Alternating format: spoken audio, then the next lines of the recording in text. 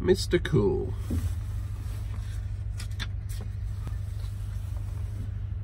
Poor Andy Robinson wasn't feeling well.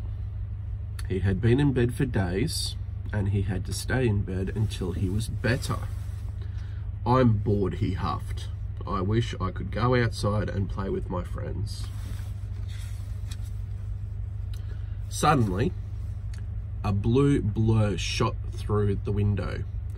It looped the loop around the light in the ceiling, and a small blue figure wearing a hat landed on the end of Andy's bed. There he is. "Cool," said Andy. "That's me, Mr. Cool," said Mr. Cool. "Cool," said Andy. "You look a bit bored," said Mr. Cool. "I thought we could go and have some fun." "I wish I could," said Andy, "but I'm not allowed to get out of bed." "I think we could make an exception just this once," said Mr. Cool, and he clicked his fingers. The next instant, Andy found himself sitting in the cockpit of a jet plane. "Why don't you take it out for a spin?" suggested Mr. Cool. "What? Can I really fly it?" said Andy. "You sure can," said Mr. Cool. "It's easy."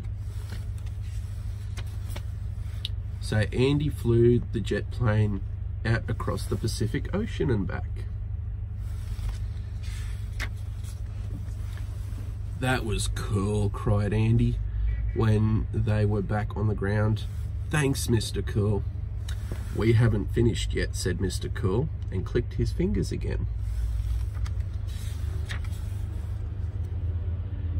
Andy heard the crowd roar. He was at the soccer ground, but he wasn't sitting in the crowd. He was on the bench with the players, and he was wearing the team colours. "Quick," said Mr. Cool. "Coach wants you to go on." "He wants me to play," said Andy in disbelief. "But they're the #1 team." And you'll never guess what? Andy scored the winning goal.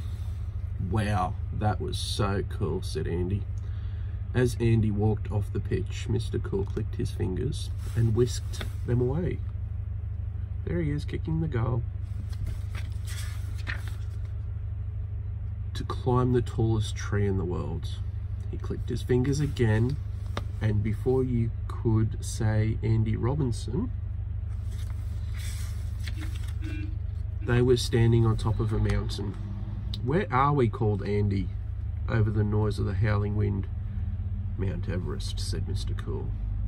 "How cool! What are we doing here?" shouted Andy. "Sledging," said Mr. Cool. "Let's go." Andy and Mr. Cool slid from the very top of to the very bottom of Mount Everest. "That was the coolest thing ever," cried Andy.